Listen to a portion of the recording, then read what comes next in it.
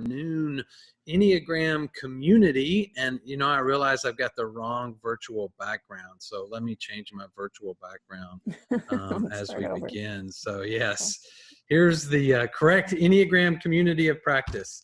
This is a group that meets every Friday to explore all things Enneagram, and we're beginning to close up just 2 more weeks of a fall Enneagram series where we've been doing a deep dive into each number. And I'm enthusiastic about today's event because it is looking at 7s who are called the Enthusiasts. And that happens to be my number. So, and also Melanie's here. She's going to also share some about her number. So I'm trying to do these on Fridays within 30 minutes to give us a real quick deep dive into the numbers. So I want to welcome those of you that are joining us on Facebook. If you have a thought or a question, feel free to add those into the comment section. And then if you're joining us on Zoom, I want to welcome you as well. You'll have a chance if you have thoughts or questions. You can include those in your, you can just unmute yourself and include yourself in those comments as we go.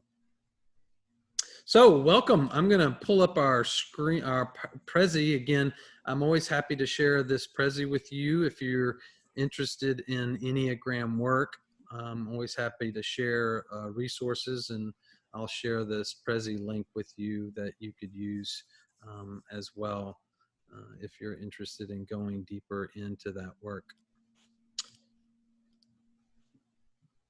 So let's jump in. A real quick introduction to the Enneagram. It's a personality type profile that looks at personality traits, and it defines those in 9 different types. And essentially there are different theories about personality. Do we come in with a predisposition towards certain personality types, or are those cultivated in early childhood? Can they change? Do they not change? To all of that, I would say yes. There may be some people feel like you come in with a predisposition, and I think there's some truth to that, whether that's a biological or a family systems DNA or a archetypical DNA, a soul DNA, so to speak, that we may come in that shapes the deep structures of our personality. And we know that environment, early childhood environment, shapes personality. So there's probably a mix of both of that. Either way, what we are looking at is kind of 9 different ways in which people have a personality type. In other words, they have cultivated both forms of perception, what they're aware of, and then responsive behavior, what they choose to do or how they act and react to what they're aware of. And so personality looks at both of those, both what are they aware of, what are their senses attuned themselves to is related to personality, and then what are the behaviors that emerge from that attunement. And so we'll be looking at today the 7, which is called the Enthusiast, and specifically looking at their forms of perception, what they're aware of, and then their forms of behavior that create their personality typology. So we are over here in the head triad. Again, the Enneagram is divided into the gut triad at the top, the 8, 9, and 1. And then the 2, 3, and the 4 make up the heart triad.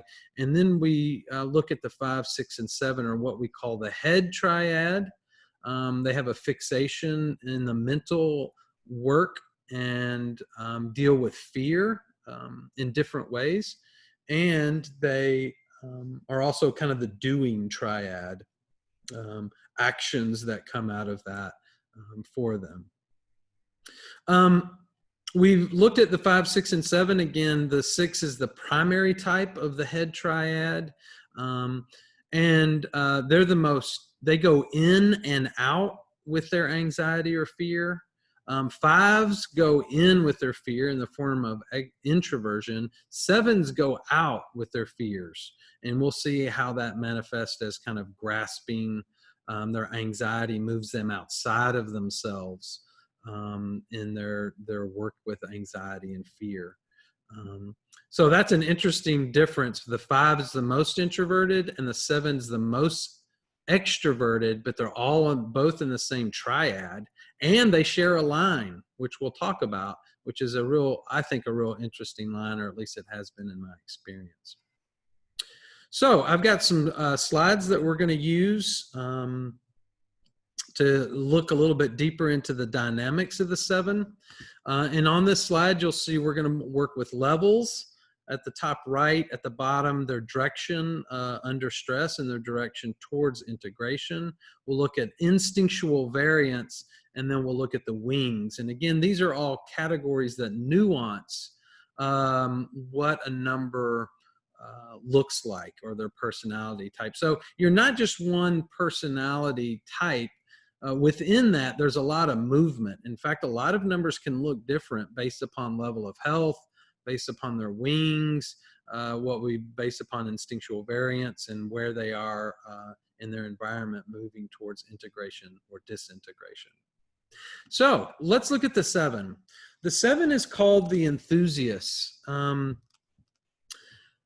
The 7 children, or 7s often report a couple of different early childhood experiences. One, they are in the anxiety triad. So there's this fear that motivates them. And unlike 5s that turn inward with their energy, 7s move outward in the form of grasping. And that could be for a lot of things. They're also called the gluttons. They're gluttons for things, for experiences. They can be gluttons for, food, kind of this. They're enthusiastic about a lot of things. They have a high level of mental energy. In fact, they're some of the most integrative thinkers on the Enneagram, because their mind, in the Buddhist terminology, they're what called the primary example of monkey mind.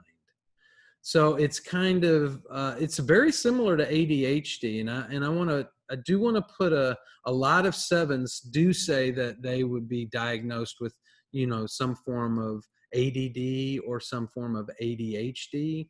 And again, I want to be careful with those kind of designations. Those aren't real things. They're categories of behavior that we diagnose people with. But 7s do tend to often relate to these categories of being hyperactive with their minds. And there's a moving outside of themselves, a moving away from depth often, because they can tend to skirt from one surface thing to the next. And they're doing that out of this kind of fear. Now, the fear, I think, is different for different 7s. And Melanie and I can maybe parse that a little bit. When I've looked at my fear, I have this fear. It's a deep existential fear that there's not going to be enough energy to sustain me. Right? So that's an interesting, I hear other 7s report that they move outside of themselves to escape negative feelings or feeling trapped. And so I think those are true, that there's this, when you trace down, why am I moving outside of myself? Why am I hyperactive? That the anxiety can be traced to different things. I trace it to a deep sense that there may not be enough energy to sustain or entertain my soul. And so that I create energy. That's a lot of what I'm doing and moving out in the world, is I'm moving to both participate in energy, things that give me energy, but I'm also creating energy. And for me, that feels like the hook. I don't necessarily remember moving outside of myself because I felt negative emotions. And a lot of times you will have 7s that were raised in, challenging environments where they were escaping. My behavior doesn't feel as escapist as it does moving towards energy. Now, again, I think sevens identify that in a lot of different ways, but they often trace that down to this kind of core dynamic of needing to grasp, needing to go to different things, either to escape or to grasp. Um, so we can parse that a little bit more, but anyway, that's kind of a basic movement for sevens. So we can look at levels of health, and again, we look at these in kind of 9 different levels: the top levels, middle levels, and lower levels. At the top levels, they can really be ecstatic appreciators because they have experienced so many things. Their kind of quest for life. They do like these kind of ecstatic experiences. Archetypically, I've done a lot of work with this. We often identify with what's called Hermes energy, which is the archetypical god of Hermes. He had the wing-footed helmet. And sevens can go through all of these realms. They can go into deeper realms if they're kind of entertaining for them or fascinating to them. And they can go into the spiritual realms. In fact, the sevens do tend to identify with spirit a lot rather than ground. So they have a propensity to those kind of spiritual experience, and ecstatic experiences can be very pleasing to sevens. And in fact, they can seek those. As you begin moving down, you can see some of the problems that might come. Free-spirited optimist. They do tend to be very optimistic. Sometimes that can be a true appreciation of and a thankfulness. Sometimes that optimism can come from not wanting to look at darker things or harder things or sit with harder emotions. As we keep moving down, the accomplished generalist, again, sevens have so many interests that they often move from one thing to the next. They like to have multiple careers. Or if they do have one career, they like to have a lot of options in that career. If you're going to keep a seven in one career, then it needs to have a lot of possibilities for them to do different things. Monotony is something that sevens fear. Boredom is a fear. There's like an existential anxiety when I think about being bored. So like we really run from that. As you can see, as that moves down, you can begin to see what begins to happen, though, in their levels of unhealth. So in the middle levels, the experience sophisticate, hyperactive extrovert. That one hits me pretty hard, especially at times in my life where I've been less than healthy. Mine kind of looks like this crazy, frantic, going from one thing to the next. Excessive hedonist, and here we can begin to see some of the addictive capacities of sevens. And in the deeper levels, impulsive escapist, manic compulsive, and panic stricken hysteric. When I was in college, I had kind of what I call a dark night of the soul. And in that, it manifested for me as anxiety disorder, where I had, kind of panic attacks. That I, in class, I felt like I wasn't going to be able to breathe, or I thought I was going to pass out. And so in deeper levels of anxiety, it can manifest. And I think sixes and sevens both work with that as an anxiety disorder.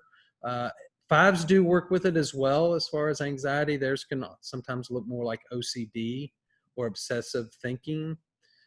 Sevens can look like that kind of a nervous panic energetically for them. And again, other people can experience that as well. I'm not saying that's just a seven thing, but that's often equated with, the six, the 5, 6, and the 7, those kinds of panic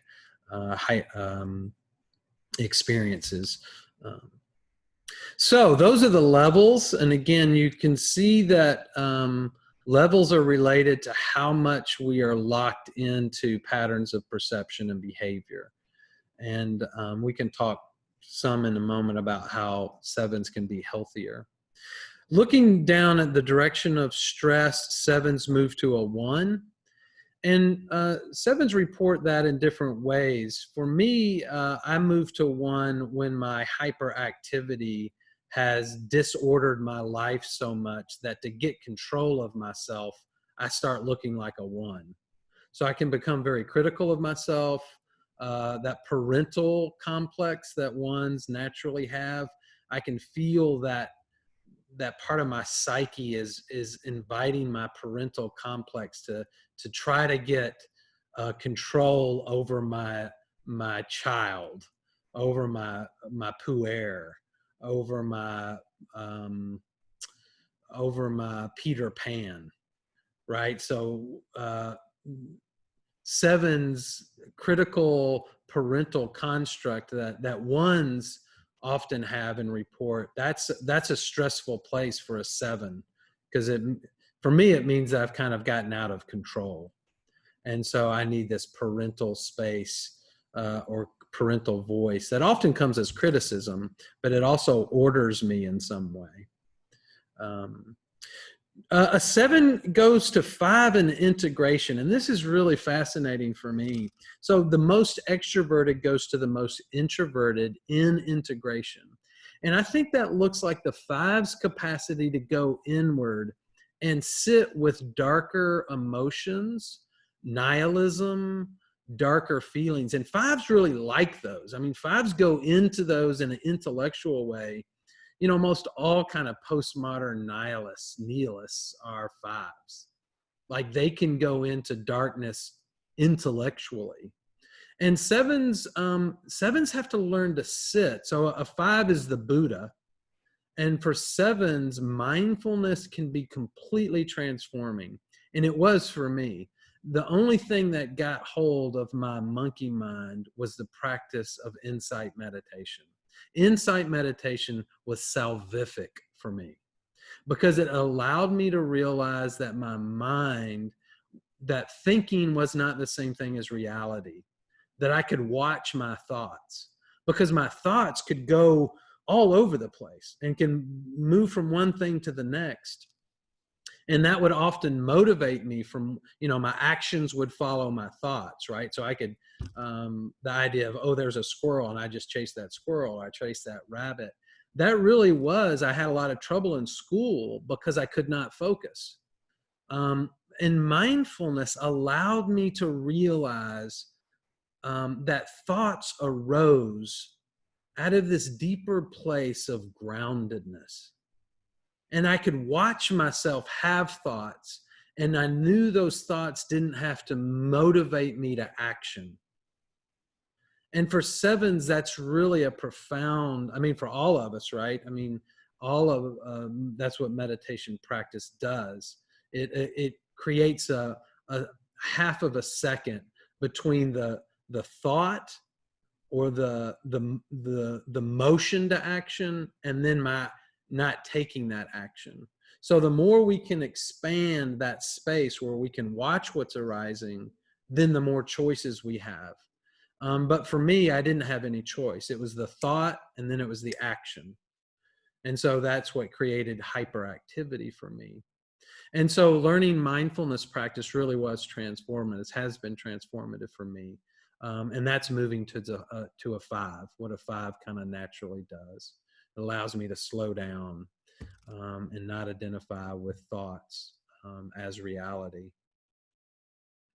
So moving up here to instinctual variants, we'll look at those more in just a minute. The next slide, I want to move up to the wings. A 7 with an 8 is called the realist. And the 7 with a 6 is called the entertainer. I'm a 7 with a 6 wing, although I can have some 7 with an 8 wing, which is kind of more of bigger picture intellectual movement for me, but I'm naturally a people person. I identify highly as an extrovert, which almost all 7s are. I think it would be hard to be a 7 and not be an extrovert. In fact, we'll look at the ENFP, or we'll look at, a lot of them are ENFPs, but definitely extroverts. Now, I'm not saying you have to be, but that tends to be the characteristics, because 7s go out so much with their energy. I would think, and both, 8s are very extroverted as well. You may be a 7 with a 6 wing if you lean towards more introversion, because I think 6s can be more introverted than 7s or 8s. So that may be a nuance we could look at. Let me go to the instinctual variants real quick. First, let me look at some of these other archetypes. These are the instinctual variants, again, for the 7. Instinctual variants, the black in the black type is self-preservation types. Again, they're more concerned about their own physical needs. The sexual subtype is more interested in one-on-one or sexual relationships and energy there. And the social subtypes are more interested in their social location. So those nuance how these numbers show up based upon subtype. And you can see here what they're called: the 7 with an 8 wing, the zesty pragmatist, enthusiastic lover, strategic planner. 7s do a lot of planning because they like, if they're in a situation where they don't feel like they're bored, what they immediately go is to imaginative spaces in the future. And that's very entertaining for 7s. It can be a form of escape, but it looks like planning. So they plan, if I'm in a hard space right now, I can plan something later this evening that's going to be really exciting for me. In fact, I'll spend a lot of time sometimes in meetings that feel like they're boring, planning what I'm going to do tomorrow or what I'm going to do right after this that will make me happy. It's usually some kind of activity. 7, the core type, the good life aficionado. We do enjoy all kinds of, experiences. We like fine wine, fine dining. We know how to please ourselves. We have a lot of friends that are 9s because they don't mind where we want to go out to eat. 7s enjoy 9s that will go with their flow. Joyful lover, social visionary. This is really key for me. This is exactly what my kind of archetype is. I'm a definitely an integrative thinker. I do feel like I'm a social visionary. I have a mix between a sexual subtype and a social subtype. So this is a joyful lover and a social visionary define me pretty well.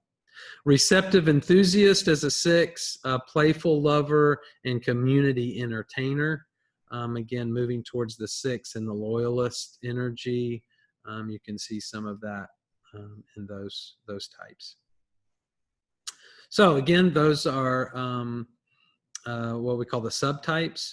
So Myersbriggs, so you do see, if we look at Myersbriggs, they're all extroverts, tend to lean towards extroversion quite a bit.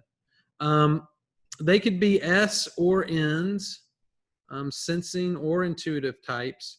They can be thinking or feeling types. And they're all perceivers, right? So, because perceivers are really interested in not making judgments about things. And that's what 7s love, possibilities. So to actually say you're going to do something limits all of the other possibilities of things I could do. And so when people are kind of asking me, like, what am I going to do this weekend? I will wait till as late as I can, because there could be a ton of options. I mean, who knows what's going to happen this weekend, right? Somebody could call me up and say, hey, let's go, out. And I don't want to box myself up so that I can't say, oh yeah, that sounds more, because I'm interested in what's going to be the most exciting, the most entertaining for me. And you can see that would be a challenge sometimes to live with 7s, because and sometimes are non-committal. And every once in a while that works out unfortunate for me. Like, oh, I missed something. You know what I'll try to do though? I'll always try to do both. So, okay, yes, I'll show up for 45 minutes to have happy hour drink for you, but I'm not sure I want to do dinner, because dinner may be somewhere else. and I watch myself do that all the time. Like, okay, I think I could probably work both of these in, or all four of these in. That would be a great night. Like if I could hang out with four different groups of people doing four different things, that's good times right there. But that's the P, that's the perceiver. So they're extroverted perceiving types. Now, this is important, again, what Carl Jung said in growth or wholeness, especially in the second half of life, is that you want to cultivate the inferior aspect. And the inferior aspect is which of these numbers are you least developed in? Often for sevens, that is their introversion. And it's really interesting that that moves you to a 5. So Carl Jung's understanding of psychological health is a balance of these. And so that makes a lot of sense that sevens would go to 5. Their introversion, they would learn to be alone. And that really is what sevens need to cultivate, is their own interior life and spending time by themselves. When I'm a true extrovert, so when I spend time by myself, I lose energy. And you could see how that would be a real threat for me if that's my anxiety. If my anxiety is that there's not going to be enough energy, spending time doing something where I lose energy is difficult for me. And yet, that's the place of my integration. So you can see how that's a real catch. So cultivating our introversion and our judger, which is our ability to make decisions or order. That's really important for healthy sevens to be able to be introverted and to be ordered, are some of their challenges. Okay, I think, well, we can real quickly look at, here, famous sevens, Bette Midler, Robin Williams, right? You can see the tragedy of Robin Williams as a 7, right? That, there can be some real challenges with that as well, some real unhealth. Goldie Hawn and Steven Spielberg, right? And they have some beautiful minds, and a lot of energy, entertainer types, but you can also see their flightiness, their sometimes inability to ground at unhealthy levels. So I want to invite Melanie to kind of jump in here. We can look at some things that go a little bit deeper, but again, I'm trying to do these in 30 minutes and we're about out of time to make these quick. So Melanie, I would love to hear, and if you're joining us on Facebook, if you have questions for Melanie or myself, feel free to ask those online. But Melanie, jump in here, and what do you connect with? How would you like to share your experience as a 7? Well, first off, Jed, as you were showing the celebrities, I was thinking about you and I, that our birthday is both January 27th, which is also Mozart's birthday. And I was thinking Mozart was probably definitely a 7. Oh, yeah, too. right. Yeah. And so Harry Pickens is also a 7. Oh, yeah. I thought. I mean, he's also I think he's a 7, and he's also born on our birthday. We shared January 27th. Yeah. So I'm a librarian, and I call myself a glorious generalist. And when I've done Myersbriggs, I usually do fall into the introverted end of things. When I take the test, I'm like right between an INFP and an INTP. Mm-hmm. So really it's the intuitive part that's the most for me. And I think I'm more of an ambivert. I talked to my husband, John, because earlier for a couple years, I thought I was a 4 because I was having like a difficult time that I was working through. And I just thought I needed to be sad for a couple years. Like I, as I've reflected on it, I went back and my friend asked me to look at the test results, I looked at the test results again, and 7 was my number one thing. So I'm like, how did I get to 4 that I was feeling that way? But when I read about the, disambiguation between a 7 and a 4, 4s are more introverted. So I didn't think I could be a 7 because I'm extroverted, but I'm annoyingly optimistic. It annoys people how optimistic I can be about things. And sometimes I can always it's not that I don't ever go to a dark side or I don't get down, but I think I get myself out of it by imagining possibilities. And then I was criticized by my dad this week that I'm live way too much in utopian ideals. But for me, I could see the whole world peaceful and a Garden of Eden again. I love sustainability. I work in higher education, so I work with young people. I just see potential and I have a lot of hope. But sometimes I to avoid pain, I will look on the bright side even too much, maybe to the detriment of my own well-being and health sometimes. I probably should have acted on things. And usually when I get angry or upset about things, I kind of feel myself going to the 1 and being very judgmental and perfect and being mad at other people for not living up to my expectations. But it's usually because I have committed to way too many things. 5 things have fallen on my plate when I put some new ones on that I thought looked really great. And I'm projecting that anger onto other people, but really if I reflect on myself, it's because I've overcommitted to way too many things. Because I don't want to miss out. It's a big FOMO, fear of missing out thing, which I think one of the subtypes mentioned was it. So one of my favorite quotes is from the film Anti-Mame, and she says, "All the world's a buffet and most of the poor suckers are starving to death." Yes. And right. I am never bored. I don't understand people who are bored at all. I'm I do not have enough minutes in the day to explore all that this world has to offer. And but if I'm honest with myself and I reflect on it, that's exhausting. Yeah.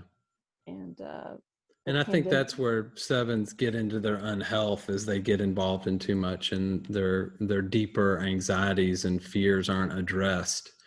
And they don't have space or don't want to go into those feelings in order to work with them enough or to stay with them. Yeah.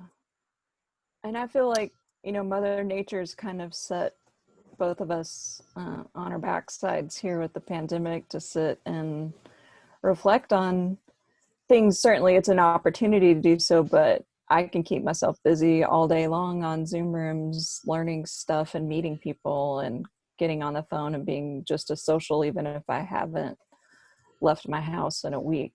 I'm still way out there. And my family that are more extroverts think that because I am not actually going out physically in the world that I must be depressed, that I'm not doing. I'm no, I'm plenty entertained. I'm actually pretty comfortable to 5 out right now. That's what I've been calling it. My husband, my husband's a 5, so it's kind of we both have enjoyed being at home. And that, as I was trying to explore again, am I a 7 or am I a 4? And I'm reading him the description. He's you are mostly introverted. He's but you get on Zoom and you're so enthusiastic talking with all your friends and everything. You seem to have a really rich life. And I wonder on the subtypes if I'm more the 1-to-1 subtype or the social subtype also like you. And I'm that could probably nuance that. And you could probably be a 6 wing. A 6 wing, probably most definitely, because I definitely have had some anxiety with the you know, just the fear of that my friends might die. And then I Mm. joke about it. Like today I was like, all right, well, if this happens, then, you know, I might need your help to, I'm Jewish, so like I might need you to help me say Kaddish for my family members that die. Like I made it into a joke with my Mm. friend that my family members may die, but because that's like, I'd rather make a joke about it than sit and feel the pain of being fearful that my family members may die because of some choices that they're choosing to make with the Yeah. pandemic. Yeah. We've got a question here. Thank you, first of all, Melanie, for My that. pleasure. Says, I think my daughter is a 7. What are good ways to parent a 7? Ooh, that, yeah, good ways to parent us. Well, like with all parents, I would say, you know, be a lot of options. I mean, we like our options. There's a lot of energy that 7s can come out with. A follow-up question, particularly how can I help her with anxiety and darker emotions, right? Mm. Yes. As a 4, I want to just sit, hold on one sec. As a 4, I just want to sit in those places with her, but she doesn't like to talk about it or deal with it.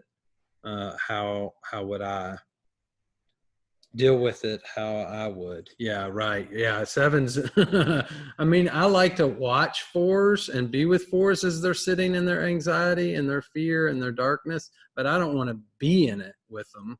I just like, you know, it's interesting to me as they go there, but I don't want to sit in it either. I think, again, I would say mindfulness as a way of dealing with anxiety, helping Yeah. give practices to sit with and to realize that those things won't overcome you. The capacity to witness emotions and feelings, to be with them, thoughts, and then to be able to let them go. And again, I'm just speaking from my own experience there. I think that was really helpful for me, um, to I learn guess that if, practice. Go yeah, ahead, if I Melanie. were to go back and reparent myself as a teenager, when I pull out my yearbook from New Albany High School and I look at all the activities that I was involved in, like I think as a parent, I would have encouraged myself to have some more thoughtful time for Hmm. myself. And for me, I think a lot of that activity was once I got my freedom to run around and drive myself, that I mean, I just like gorged on all the activities that there were, the choices that there were in the world. I mean, certainly I think you need to let your 7 explore a lot of things, but maybe also um, gently nurture stick to itiveness, but also encourage them to take time for themselves, like you said, Jed. Maybe encourage them, like go on a walk just with you, or go on a walk by themselves, and just give them a journal and encourage them to write out some of their thoughts and things so that they can go inward and get in touch with their 5 a little bit. Maybe, you know, I'm a librarian, I'm a book pusher, so like take them to the bookstore and tell them you'll buy whatever book you want. You can both look around, because I imagine the 4 loves to be at the bookstore Mm-hmm. and Yeah. figure out what they want. And I think, you know, honoring their, I think that balance is important. Honoring their need for a lot of stimulation, a lot of possibilities, to not see that as being bad, but helping them learn how to order themselves, um, giving them some practical tools when they need to focus or order themselves to be able to do that. Um, to help them Executive management. function. Yeah, Yeah, executive executive management. management skills are a problem for me. And when you mentioned the ADHD, like I think that's also part of the pandemic. I've been working at home since March, and I realized that I can no longer use other people interrupting me as my excuse for my distraction. Mm, And I think I'm probably like ADHD inattentive type, but it was never diagnosed. And in women, especially girls, like it's not diagnosed as much either. And it expresses itself slightly differently versus you think of a stereotypical ADHD kid running laps around things. But the thing about ADHD is the hyperfocus, which I think goes to the 5. I remember being a school librarian and having a little kid like in 4th or 5th grade running around my library at Trennell Elementary, and he would just be like in the library running laps. But one day I saw him and he was up at the top of the story steps with this big book, like a Harry Potter book probably, and he was laid back and he was so hyper focused into that book, and it was like it was a totally different child. Yeah. And, well, you know, we may be leaning into working with people with ADHD or ADD, and again, being able to move your body while you learn. Like I am like, if I listen to a book, I can recall it, and I do that when I take walks or when I ride my bike. I like that kind of multiple stimulation, and I can actually remember things really well. And so, but if I need to keep my body going to learn, if my body's active, my mind can focus. So, you know, learning yoga and those kind of practices, which are good for everybody. yeah. Let I me, love to dance and love yoga also. yeah, dancing, yoga. Let me real quickly end with just some of these kind of, for those of you that are 7s, and if you have a question, feel free to put that in the chat box, or anybody on Zoom have a question or a comment, you're welcome to make as well. So here are just some words I kind of like to end on for 7s. A saving grace for them is, I have enthusiasm for things I love. The healing attitude is, maybe what I already have is enough. I worked with creating a mantra, and my mantra was, and this is often what I use when I realize I moved to the hyperactive. My mantra is, it is enough. It's enough books. It's enough entertainment. It's enough beer. It's enough sex. It's enough whatever it is where I am escaping or grasping. This reminder as a phrase, it is enough, has been really helpful for me. And to be able to sit with the reality, yeah, it really is enough. You know, I've got what I need. What I have is what I need, and it's enough. Those are messages that I often need to tell myself. Recognition for growth is recognizing personal pain and anxiety. Again, we can flee from those so we don't even know that we're feeling them if we disassociate from so much. Spiritual jumpstart, to notice when I'm anticipating what I am going to do next, right? So when I can notice that, that's a good place for me to be, instead of just do it. So if I can notice I'm going off in imagination, not being present, that's a jump start. We've talked about type 5, going deep in our integration.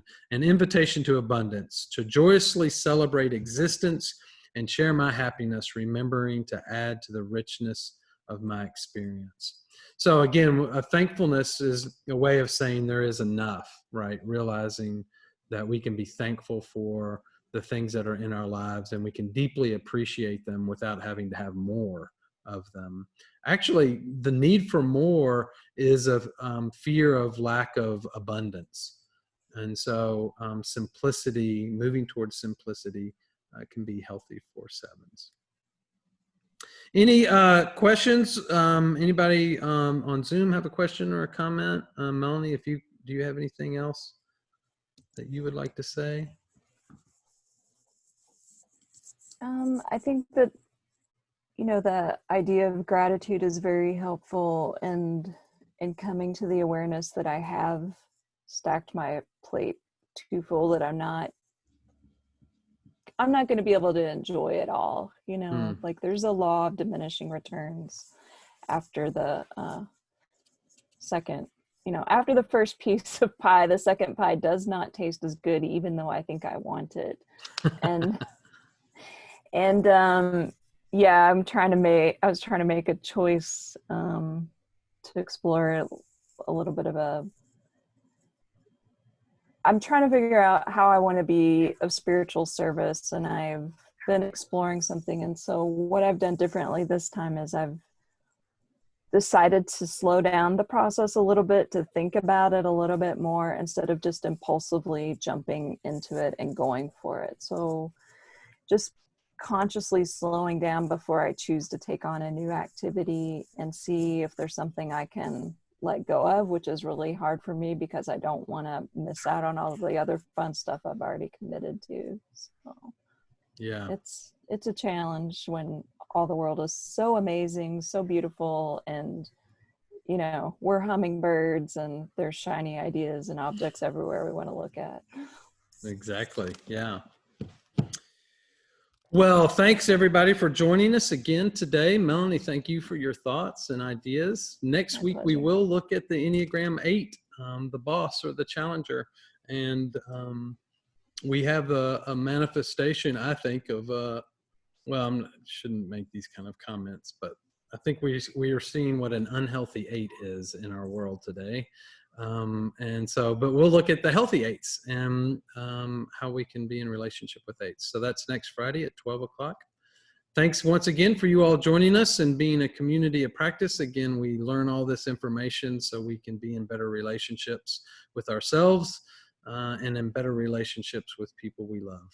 Thanks for being with us today. Thank you, Melanie. Peace. Oh, my pleasure, Jed. Bye.